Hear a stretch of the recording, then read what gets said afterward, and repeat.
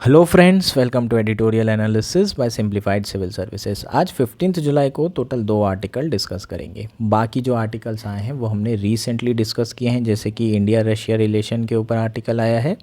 दूसरा आर्टिकल आपका alimony to Muslim women के ऊपर आया है, और third article supreme court comprehensive guidelines on people with disability के ऊपर आया है। ये तो हमने कल ही डिस्कस किया था। इसके अलावा जो आर्टिकल नहीं डिस्कस किए हैं वो है जो आज हम डिस्कस करेंगे, the problem with the Karnataka gig worker bill.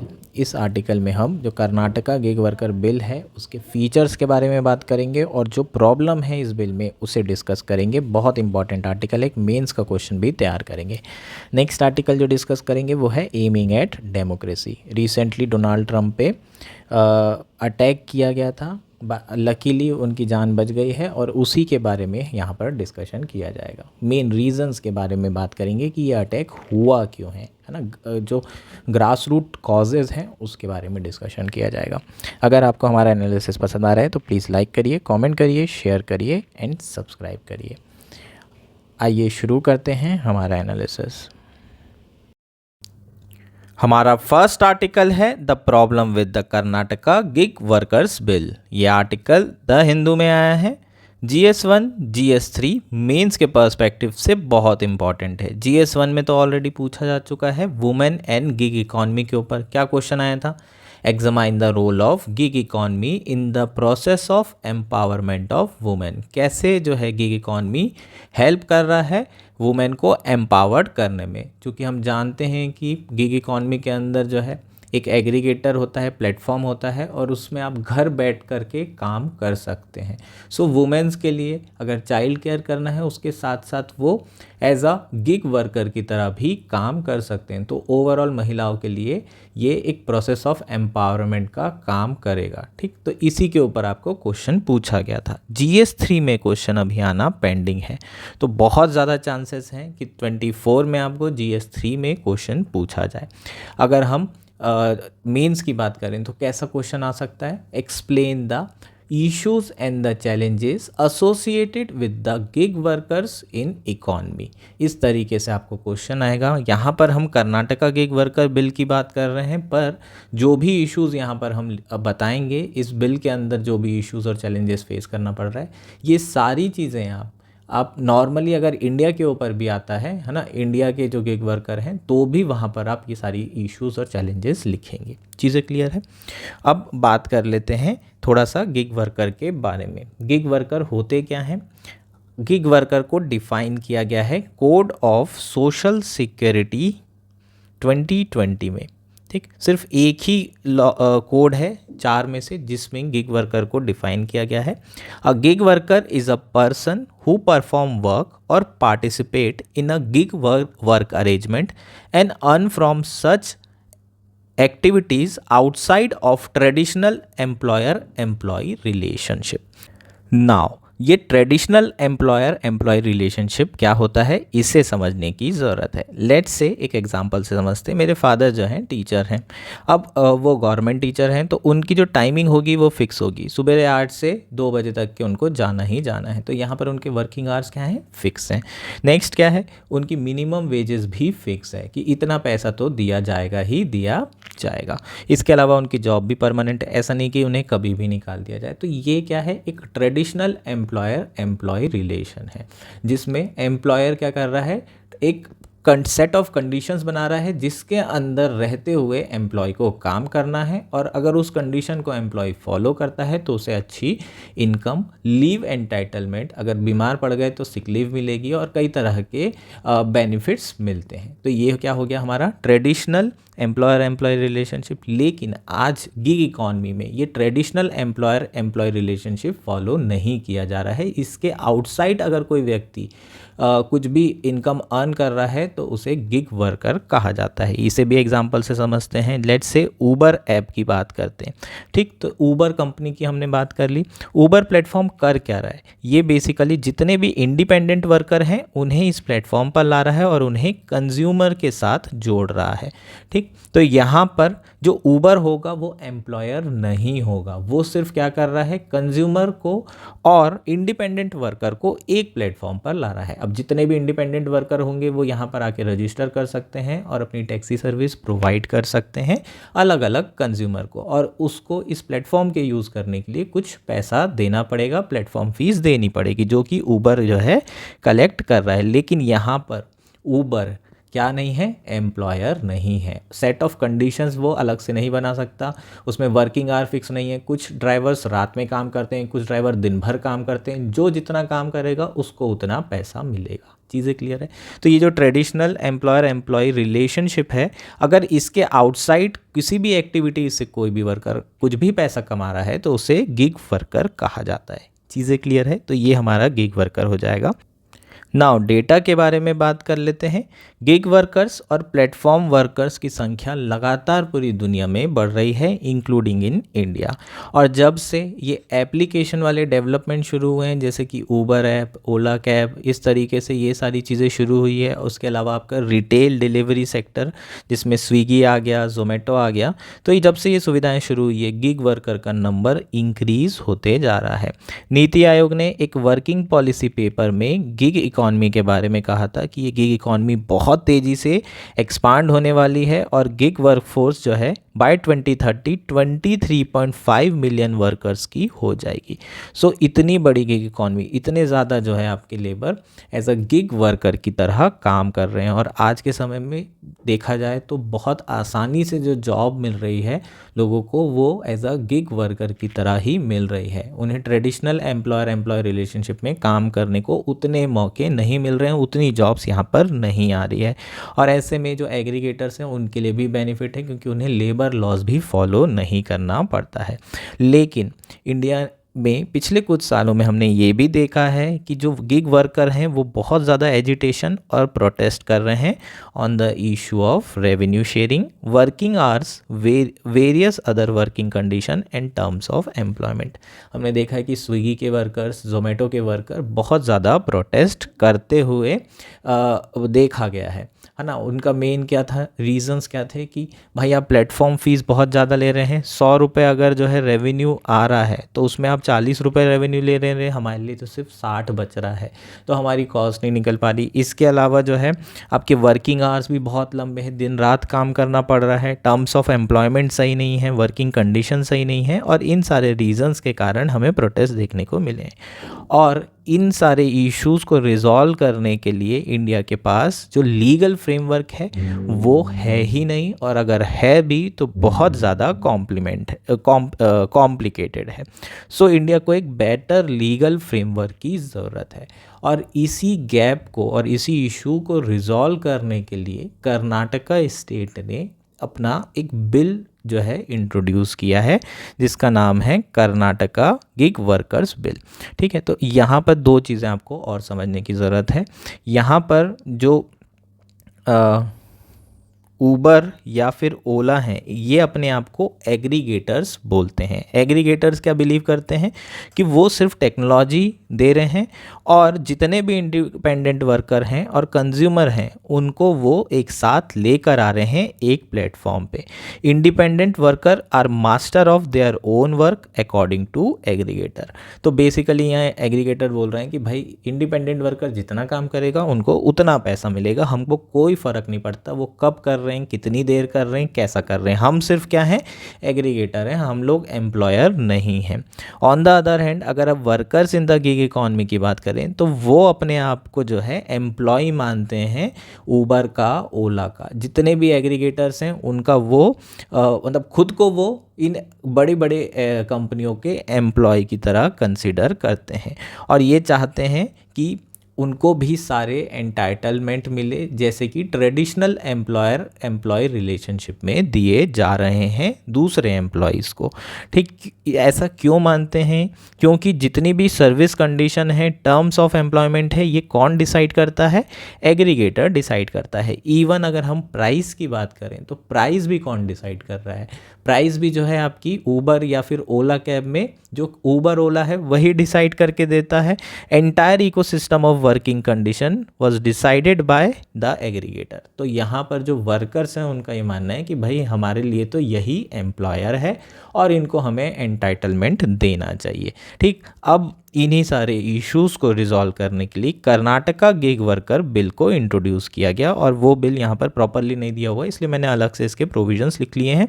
आप एक बार इसके प्रोविजंस एक बार अपन गो थ्रू कर लेते हैं। एज सच डायरेक्ट क्वेश्चन आएगा बिल्कुल नहीं आएगा, लेकिन आप इसे यूज़ कर सकते हैं मेंस के आंसर में, बिल्कुल कर सकते हैं। आप लिख सकते हैं कि कर्नाटका ने अपना जो बिल लाया है इसी तरीके से बाकी स्टेट को भी अपने बिल लाना चाहिए, लेकिन उसमें कुछ इश्यूज़ हैं, उससे रिजॉल्व करते हुए एक कॉम्प्रिहेंसिव लीगल फ्रेमवर्क बनाने की ज़रूरत है। इस तरीके से कंक्लूजन में आप यूज़ कर सकते हैं।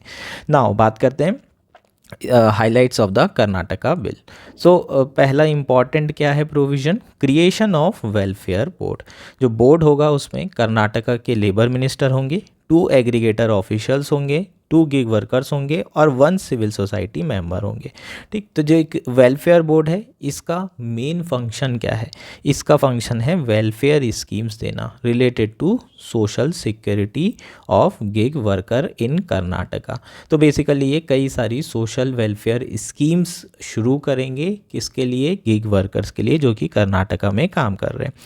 दूसरा क्या प्रोविज़न है, अ 2 level grievance redressal mechanism for worker. ठीक, अगर कोई भी गिग वर्कर को परेशानी है एग्रीगेटर से तो वो यहाँ पर 2 लेवल ग्रीवियंस रिड्रेसल मैकेनिज्म का इस्तेमाल कर सकता है और अपने जो भी इश्यूज़ हैं उसे रिजॉल्व कर सकता है। नेक्स्ट प्रोविज़न है timely payments.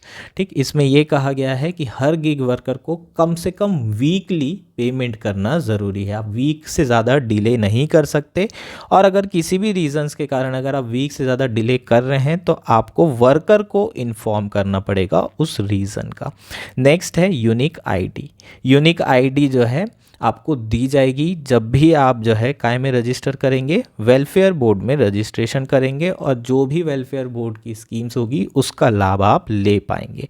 Social security and grievance redressal, और जो बेसिकली वेलफेयर बोर्ड है वो कई सारी सोशल सिक्योरिटी स्कीम शुरू करेगा, और इस स्कीम में आप जो है पार्टिसिपेट कर पाएंगे। जो भी गिग वर्कर्स होंगे उन्हें थोड़ा बहुत कंट्रीब्यूशन करना पड़ेगा, है ना, जैसे कि बाकी स्कीम्स गवर्नमेंट ऑफ इंडिया ने शुरू की है, वहीं अब ये वेलफेयर बोर्ड जो है इस सोशल सिक्योरिटी स्कीम शुरू करेगा कि भाई आप जो है 1,000 रुपये हर मंथ यहाँ पर इस स्कीम में जमा करिए, 60 साल की उम्र के बाद आपको 3,000 4,000 रुपये महीना हर महीने मिलेगा। इस तरह की स्कीम जो है ये वेलफेयर बोर्ड बना सकता है जिसमें गिग वर्कर पार्टिसिपेट कर सकते हैं। तो सोशल सिक्योरिटी का जो प्रॉब्लम होगा वो रिजॉल्व हो सकता है। इसके अलावा ऑटोनॉमी एंड कॉन्ट्रेक्चुअल राइट्स से रिलेटेड प्रोविज़न है। इसमें क्लियर कट कहा गया है कि जो एग्रीगेटर है ओला और ऊबर, है ना, for example Ola and Uber aggregator जो प्लेटफॉर्म प्रोवाइड कर रहा है, ये किसी भी वर्कर को टर्मिनेट नहीं कर सकता विदाउट गिविंग वैलिड रीज़न, या फिर 14 दिन का नोटिस देना कंपलसरी है। इसके अलावा ये भी कहा गया है कि जो वर्क एनवायरनमेंट है उसे एग्रीगेटर को बेटर सेफ बनाकर रखना होगा वर्कर्स के लिए। वेलफेयर फंड भी बनाया गया है। इस वेलफेयर फंड को कैसे फाइनेंस किया जाएगा, by welfare fee from aggregators along with state and worker contribution. तो वर्कर भी कंट्रीब्यूट करेंगे, एग्रीगेटर भी कंट्रीब्यूट करेगा और गवर्नमेंट भी कंट्रीब्यूट करेगी वेलफेयर फंड में। इसके अलावा अगर कोई भी एग्रीगेटर इस बिल को वॉयलेट करता है तो उन्हें 5,000 रुपये तक की बेसिक पेनाल्टी और 1 लाख तक की मैक्सिमम पेनाल्टी लगाई जा सकती है। सो ये बेसिकली क्या हो गया, आपके प्रोविजंस हो गए। नाउ अब बात करते हैं इश्यूज़ की।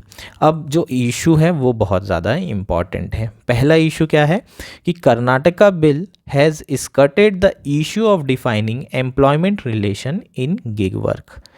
It has preferred the term aggregator for app companies rather than employer. ठीक, तो जो कर्नाटका बिल है उसमें भी प्रॉपरली डिफाइन नहीं किया गया है एम्प्लॉयमेंट रिलेशन किसका, गिग वर्कर का और एग्रीगेटर का। यहाँ पर भी जो आपके ऊबर कंपनियाँ हैं उन्हें एज अ एग्रीगेटर ही ट्रीट किया जा रहा है। अब चूँकि उन्हें एग्रीगेटर ही ट्रीट किया जा रहा है तो जितने भी लेबर लॉज हैं वो एप्लीकेबल नहीं होंगे।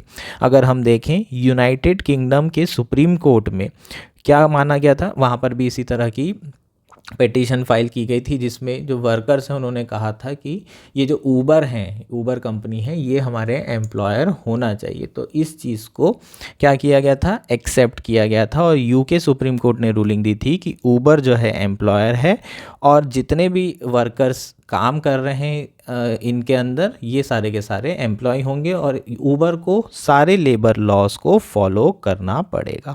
चीज़ें क्लियर है क्या? तो यहाँ पर ऐसा इसलिए कहा गया था क्योंकि सारी कंडीशंस, वर्किंग कंडीशन कौन सेट कर रहा है, एग्रीगेटर सेट कर रहा है, जैसे कि एम्प्लॉयर एम्प्लॉय ट्रेडिशनल रिलेशन में होता है। तो इसलिए यहाँ पर ऊबर को एज अ एम्प्लॉयर माना गया है। चीज़ें क्लियर है?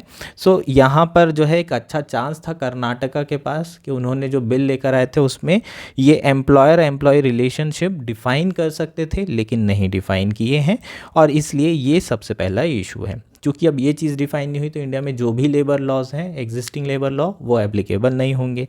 इसके अलावा यहाँ पर इस जो बिल है उसमें मिनिमम वेज अर्निंग की कोई भी गारंटी नहीं दी गई, ना ही बात की गई है कि इतना मिनिमम वेज तो आपको गिग वर्कर को देना होगा। दूसरा क्या है, no regulation on working hours, है ना। तो वर्किंग आवर्स में भी कोई रेगुलेशन नहीं है, जितने भी घंटे चाहें लोग काम कर सकते हैं। कोई रात रात भर काम कर रहा है, ऐसे में जो लेट्स से कि कैब ड्राइवर हैं, रात रात भर गाड़ियां चला रहे हैं, तो ऐसे में जो कंज्यूमर होगा उसकी जान को भी खतरा है और कैब ड्राइवर की जान को खतरा है। तो कौन को स्टेप अप करना पड़ेगा, गवर्नमेंट को करना पड़ेगा, जिससे जो है कंज्यूमर की भी जान बचे और जो वर्कर हैं उनकी भी जान बचे, है ना। वो ओवर टाइम कर रहे हैं पैसे कमाने के लिए। ऐसे तो कैपिटलिज्म के समय में बहुत कम वेजेस दी जाती थी लेबर को और दिन रात काम कराया जाता था, तब फिर लेबर लॉ की ज़रूरत क्यों पड़ी? तो यहाँ पर भी एक तरीके से एक्सप्लॉयटेशन किया जा रहा है। हम ये नहीं बोल सकते कि वो जितना काम कर रहा है उसे उतना पैसा मिल रहा है। इसलिए यहाँ पर वर्कर्स को बचाना और साथ ही में कंज्यूमर को बचाने की जिम्मेदारी भी गवर्नमेंट की है। नेक्स्ट क्या है, वेलफेयर बोर्ड मॉडल अडॉप्टेड। ठीक, सिमिलर मॉडल राजस्थान में भी अडॉप्ट किया गया है। केवल 2 ऐसे स्टेट है जहाँ पर गिग वर्कर बिल इंट्रोड्यूस किया था, है ना, एक राजस्थान में और दूसरा कर्नाटका में। तो सिमिलर मॉडल कर्नाटका में भी अडॉप्ट किया गया है और सिमिलर आपका राजस्थान में भी। सो वेलफेयर स्कीम्स को इम्प्लीमेंट करने के लिए वेलफेयर बोर्ड बनाया गया है, but it fail to replace the institutional social security benefits such as provident fund, gratuity और मैटरनिटी बेनिफिट्स। ठीक, तो already existing social security benefits हैं वो नहीं मिल रहे हैं अभी भी। अब ये वेलफेयर बोर्ड जो है कोई नई स्कीम लेकर आएगा, उसके थ्रू कुछ ना कुछ मतलब सोशल सिक्योरिटी बेनिफिट्स मिलेंगे कि आप 2,000 रुपये 2 साल भर और उसके बाद फिर आपको 10 साल 25 साल 50 साल बाद जब आप रिटायर हो जाओगे तो इतना रुपए मिलेगा। लेकिन ये प्रोविडेंट फंड, ग्रेच्युटी मतलब बोनस और मैटरनिटी बेनिफिट्स या फिर लीव एंटाइटलमेंट्स, ये सारी चीज़ें उनको नहीं मिलेगी, पेड लीव उन्हें नहीं मिलेगी वेलफेयर बोर्ड के अडॉप्शन के बाद भी, वेलफेयर बोर्ड के कंसेप्चुलाइजेशन के बाद भी। ठीक, historically welfare boards are poorly implemented और इसको जस्टिफाई करने के लिए एक एग्जांपल दिया है कंस्ट्रक्शन वर्कर वेलफेयर बोर्ड का, जो 1996 में कॉन्स्टिट्यूट किया गया था। इसके पास फंड बहुत ज़्यादा अवेलेबल रहते थे, लेकिन ये हार्डली फंड्स को यूज़ कर पाए हैं, वेलफेयर स्कीम्स ला पाए हैं। तो हिस्टोरिकली भी देखें तो ये वेलफेयर बोर्ड जो सिस्टम है ये इतना कारगर साबित नहीं हुआ है। और लास्ट इशू क्या है, lack of leave entitlement and collective bargaining right. जो कलेक्टिव बार्गेनिंग राइट है वो क्या होता है, यूनियन बना के वर्कर्स क्या कर सकते हैं, बार्गेन कर सकते हैं अपने एम्प्लॉयर से। लेकिन यहाँ पर तो एम्प्लॉयर है ही नहीं, तो कलेक्टिव बार्गेनिंग राइट्स भी इन वर्कर्स के पास नहीं है। तो ये सारे क्या हो जाएंगे, इश्यूज़ हो जाएंगे। चीज़ें क्लियर है क्या? तो ये बेसिकली इस बिल का इशू है, लेकिन हम ओवरऑल भी बात कर सकते हैं। ओवरऑल भी ये जो है गिग वर्कर की प्रॉब्लम है होल इंडिया में। चीज़ें क्लियर है? तो ये हमारा आर्टिकल हो जाएगा। हमारा नेक्स्ट आर्टिकल है aiming at democracy. Indian express में आर्टिकल आया है GS1 Indian society, GS2 polity democracy के पर्सपेक्टिव से काफ़ी इम्पॉर्टेंट आर्टिकल है। ऐसे के पर्सपेक्टिव से यार बहुत इम्पॉर्टेंट है। इंट्रोडक्शन वगैरह में भी इस आर्टिकल का इस्तेमाल किया जा सकता है। आर्टिकल की थीम क्या है, कल डोनाल्ड ट्रंप के ऊपर जानलेवा अटैक हुआ है और उसी के रीज़न्स के बारे में बात करेंगे। इंडियन सोसाइटी के जो अभी सिचुएशन है उससे कंपेयर करेंगे यूनाइटेड स्टेट्स की सोसाइटी को, है ना। और ये जो अटैक हुआ है उसके बारे में थोड़ा डिटेल में समझेंगे, इसका बेसिक रीज़न क्या है, आखिर ये अटैक हुआ क्यों है और क्या इंडिया में भी ये पॉसिबिलिटीज़ हैं। तो इन सारी चीज़ों पर बात की जाएगी। ठीक, शुरू करते हैं। जानते हैं आप लोग कि डोनाल्ड ट्रंप फॉर्मर प्रेसिडेंट रह चुके हैं यूनाइटेड स्टेट्स के। उसके बाद जो बाइडन जीते थे और अभी दोबारा से इलेक्शन होने वाले हैं जिसमें Donald Trump as a candidate हैं रिपब्लिकन पार्टी के, जो कि राइट विंग पार्टी है। डेमोक्रेट्स जिसके कैंडिडेट जो बाइडन है वो सेंटर लेफ्ट पार्टी है, बोल सकते हैं लिबरल पार्टी है, हम ये बोल सकते हैं। ठीक, तो सेंटर लेफ्ट और liberal party versus right wing party, ये दो अलग अलग आइडियोलॉजी है और दो अलग अलग पार्टीज़ है ना। तो ये इन्हीं से हर बार जो है इन्हीं दो पार्टी में से एक पार्टी की सरकार बनती है, प्रेसिडेंट चुना जाता है। ठीक, तो इस बार Joe Biden versus Donald Trump दोबारा से आमने सामने हैं। एक इलेक्शन रैली में गए हुए थे डोनाल्ड ट्रंप और उनके ऊपर गन से अटैक किया गया, गन से शूट किया गया उनको। वो लकी थे कि वो बच गए, लेकिन बहुत गंभीर चीज़ है ये कि इतनी बड़ी डेमोक्रेसी में, जो वर्ल्ड की सबसे बड़ी डेमोक्रेसी है, सबसे बड़ी सुपर पावर है, वहाँ प्रेसिडेंशियल कैंडिडेट के ऊपर इस तरीके से गोली चलना बहुत बड़ा एक इशू है, सेफ्टी के पर्सपेक्टिव से भी, और बहुत सारे इश्यूज़ हैं इसके। इसे समझना पड़ेगा डिटेल्स में, ऐसा हुआ क्यों है, रीज़न्स क्या हैं। तो शुरू करते हैं रीज़न के बारे में। हम यूनाइटेड स्टेट्स सोसाइटी में देख रहे हैं कि धीरे धीरे जो कल्चरल और पॉलिटिकल पोलराइजेशन है वो बहुत ज़्यादा बढ़ रहा है ना। लोग क्या कर रहे हैं, एक्सट्रीम की तरफ बढ़ रहे हैं। अगर लेफ़्ट आइडियोलॉजी को सपोर्ट कर रहे हैं तो सब सिर्फ लेफ़्ट एक्सट्रीम हो गए हैं, राइट है तो राइट एक्सट्रीम हो गए हैं। और धीरे धीरे हमें देखने को मिल रहा है कि जो फार एक्सट्रीम है उसका राइज़ हो रहा है पूरी दुनिया में। और जब एक एक्सट्रीम का राइज़ होगा तो ऑब्वियसली जो दूसरा एक्सट्रीम है वो भी जो है बढ़ना, उसको अपोज करना शुरू कर देंगे। मतलब एक एक्सट्रीम को अपोज करने के लिए लोगों को दूसरे एक्सट्रीम में जाना पड़ेगा। तो लेफ़्ट विंग का एक्सट्रीमिज़म भी धीरे धीरे बढ़ रहा है और पहले जो टेंडेंसी थी कॉम्प्रोमाइज़ की, मिडिल ग्राउंड की, वो टेंडेंसी श्रिंक होते जा रही है और एक्सट्रीमिज़म भी धीरे धीरे बढ़ते जा रहा है। सो इन सारे रीजंस के कारण देखें तो जो इनटॉलरेंस है टुवर्ड्स अदर ओपिनियन, ये बहुत ज़्यादा इंक्रीज़ हो गए हैं। और जीनोफोबिक टेंडेंसी तो हमें देखने को मिल ही रही थी। 2016-17 से ही हमने बहुत सारे केसेस देखे थे जब इंडियंस को मार रहे थे लोग। वहाँ के जो लोकल सिटीज़न है वो ये मान के बैठे थे कि इंडियंस उनकी जॉब ले रहे हैं और उन पे अटैक किया जा रहा था, लोन वॉल्फ अटैक किए जा रहे थे। और इस तरह के बहुत सारे केसेस यूनाइटेड स्टेट्स में हमें देखने को मिल रहे थे। तो अगर आप देखेंगे तो ये जो इवेंट हुआ है, ये जो कल इतना बड़ा इंसिडेंट हुआ है, इसका बेस कई सालों से बन रहा था। कल्चरल पोलराइजेशन हो रहा था, उसके बाद पॉलिटिकल पोलराइजेशन हुआ, उसके कारण लोगों के व्यूज़ एक्सट्रीम हो गए और फिर वो एक दूसरे के व्यूज़ से इंटॉलरेंट हो गए। और जब इतना ज़्यादा इंटॉलरेंस हो जाता है तब लोग वॉयलेंस का इस्तेमाल करते हैं और पॉलिटिकल वॉयलेंस इस तरीके से हमें देखने को मिलता है। इसमें सोशल मीडिया ने आग का काम किया है। सोशल मीडिया की देखें तो वो बहुत तेज़ी से इन्फॉर्मेशन को स्प्रेड करता है, लेकिन सोशल मीडिया मिस इन्फॉर्मेशन को भी बहुत तेज़ी से स्प्रेड करता है। और इन्हीं सारी चीज़ों के कारण, है ना, जो लोगों की ऑलरेडी धारणाएं बनी हुई थी वही धारणाएं स्ट्रॉन्ग होती चली गई और इसके कारण इस तरह के इंसिडेंट आपको देखने को मिल रहे हैं। यूनाइटेड स्टेट्स में इसके होने का एक बहुत बड़ा रीज़न है कि वहाँ पर गन कल्चर है ना। वहाँ पर लोग अपने पास गन रख सकते हैं और इसके कारण इसके लाइकलीहुड, जो चांसेस हैं, वो इंक्रीज़ हुए हैं। अब हम इंडिया की सोसाइटी से कंपेयर करते हैं। इंडिया में कल्चरल पोलराइजेशन काफ़ी बड़ा है। पॉलिटिकल पोलराइजेशन तो है, ध्रुवीकरण तो होता ही है, हर चुनाव में हिंदू मुस्लिम और इस तरह की चीज़ें देखने को मिलती है। वहीं कल्चरल पोलराइजेशन भी बड़ा है ना। तो पहले जितना डिस्टेंस नहीं हुआ करता था रिलीजन, अलग अलग रिलीजन के लोगों में, अलग अलग कास्ट के लोगों में, अभी थोड़ा ज़्यादा डिवीज़न देखने को मिल रहा है। हर कोई अपनी आइडेंटिटी असर्ट करना चाहता है।